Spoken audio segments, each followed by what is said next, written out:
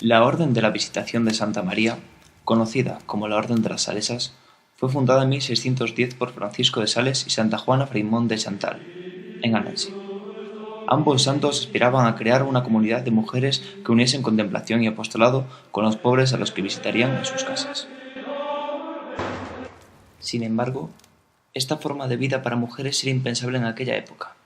Debían ser monjas, enclaustradas y sujetas a una regla de vida. Algo que diferenció a las salesas de las monjas de otras órdenes fue que descartaron las grandes penitencias corporales y otras costumbres excesivamente rígidas y austeras. Pero algo más se escondía detrás de esta orden, un secreto que sería capaz de cambiar la historia de la humanidad: el libro de la vida eterna. Cuenta la leyenda que San Francisco de Sales y Santa Juana Freimont guardaron y custodiaron el libro durante décadas, hasta que cayó en manos de una secreta orden heredera de los templarios, la Orden de la Cruz Negra. Estos caballeros ansiaban por encima de todo la inmortalidad, tanto que el propio libro les llevó a su destrucción. Borrachos de poder, los caballeros de la Cruz Negra sembraron el mal en España durante siglos, hasta que de repente desaparecieron. Se cuenta que la maldición de San Francisco de Sales, que protege el libro, acabó con ellos. También se cuenta que fue el propio San Francisco quien bajó de los cielos para poner fin a la tiranía de los caballeros, pero no dejan de ser habladurías. A comienzos del siglo XIX, el libro fue encontrado en Tierra Santa por un pastor y, posteriormente, trasladado a un pequeño pueblo de Soria. Cuenta la leyenda que todo aquel que lee el libro muere a los 2 días por una extraña enfermedad. La lengua se les volvió azul y la piel blanca como las nubes. Años después, el libro volvió a desaparecer. Únicamente se conserva una inscripción en el lugar donde estaba guardado el libro. Busal Scripto.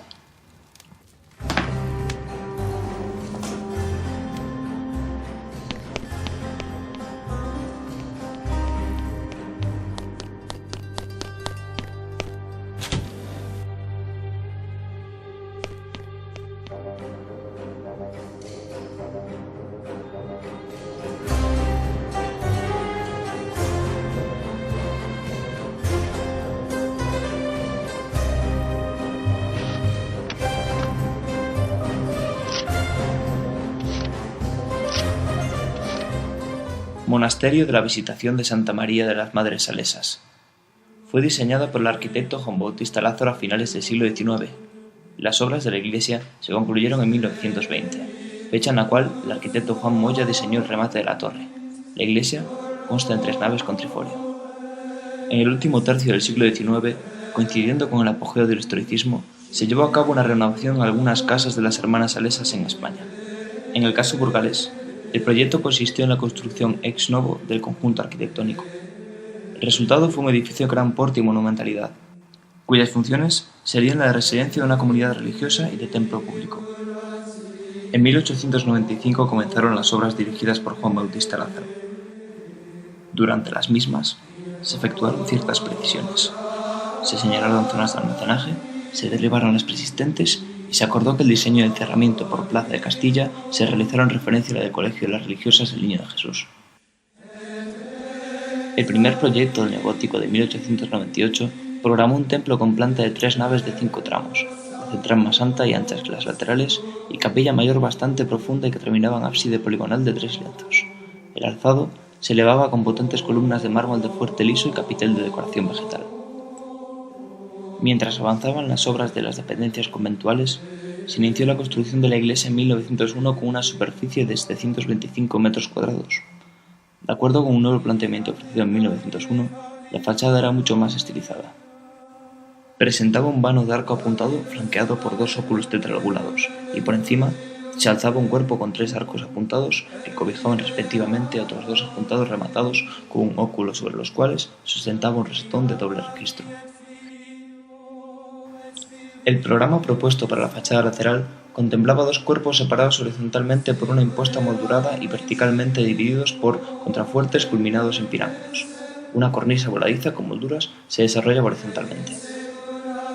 El sistema de iluminación propuesto organizaba en cada tramo ventanales de triple lanceta coronados con un arco apuntado sobre ménsulas en las naves laterales y apuntados de 7 lancetas con triples trilóbulos, mientras que la capilla recibía luz del rosetón. La iglesia se comunica con el convento con 2 vanos abiertos en el presbiterio. Sobre estos se realizaron sendas balconadas enmascaradas con celosías de decoración mudéjar. Para completar la arquitectura y acuerdo con el lenguaje neogótico, Juan Bautista Lázaro programó un conjunto de vidrieras para cubrir los ventanales, inspiradas en la Catedral de León. Así, correspondiendo a las naves laterales, conjugan temas geométricos, vegetales y figurativos. Los vanos abiertos en los parámetros altos de la nave central son de doble nivel.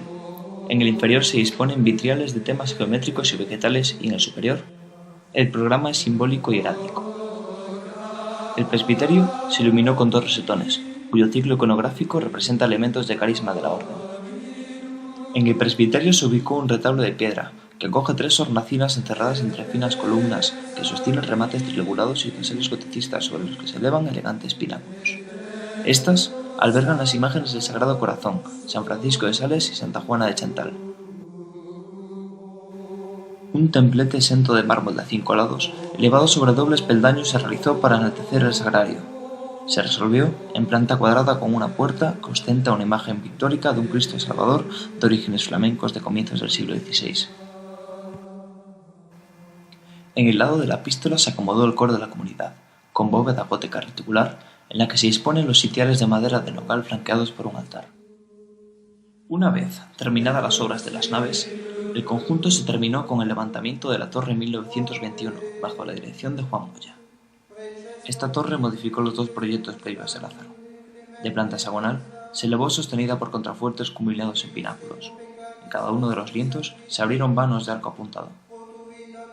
El conjunto conventual destaca por su sobriedad externa e interna, articulándose en torno a un jardín y distinguiéndose por los ámbitos comunes de la sala capitular y el refectorio.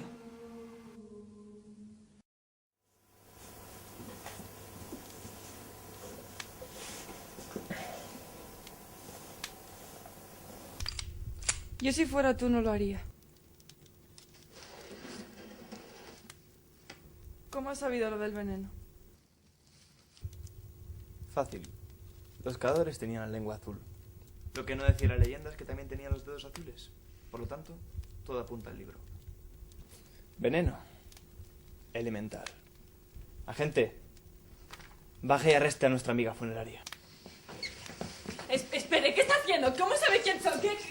¡Suélteme! ¡Suélteme! ¿Qué está haciendo? ¿Cómo ha sabido quién soy? ¿Cómo ha sabido esto? ¿Cómo ha sabido lo del veneno?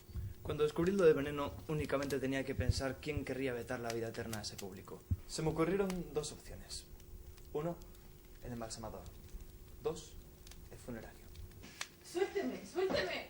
Después solo tuve que investigar el árbol genealógico de los 50 embalsamadores y los 60 funerarios de Burgos. Todo apuntaba hacia ti. Descendiente de uno de los caballeros más influyentes de la Cruz Negra y de uno de los arquitectos de la iglesia. Elemental, querida amiga. Puede llevársela, gente. ¡No! ¡Espere! Oiga, suélteme, yo no he hecho nada. ¡Calla, la perra!